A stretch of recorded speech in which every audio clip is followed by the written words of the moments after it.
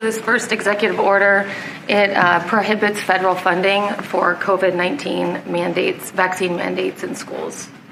Okay, and that will meaning they want to clear that up, Yep. the discrepancy. So any schools that require students to be vaccinated with COVID-19 shot, then there's no more federal funding. So. Okay.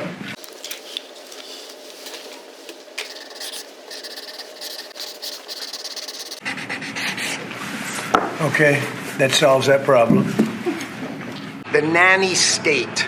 You're feeling the end of the nanny state. From straws made of paper to regulation endlessly harming Americans and holding us back.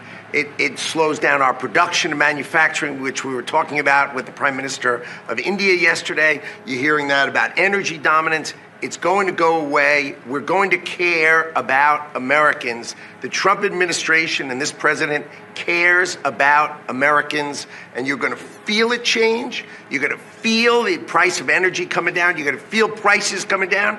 You're going to feel an explosion. The golden age of manufacturing of America has always been there. It's just been stifled by regulation, and that time is over. We've introduced our rules to start to look at the CAFE standards.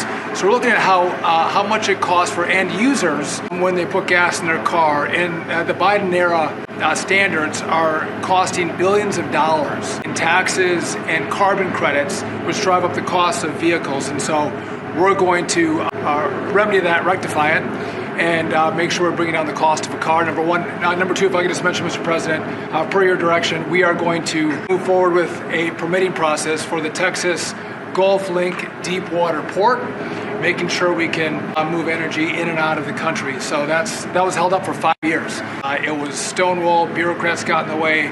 We're now going to move forward with that, making sure we have great oil infrastructure in the country. I saved the steel industry in my first term by putting on tariffs because China was dumping massive amounts of steel. Others also, but mostly China. And I put very substantial. We took in $600 billion worth of tariffs from China. No other president's taken up, literally haven't gotten 10 cents from China, not 10 cents. And hundreds of billions of dollars came in from China. And they understood it. They understood what I did. But the dumping stopped. And had I not done that, you wouldn't have one steel mill, I think I can say, not one steel mill operating in this country.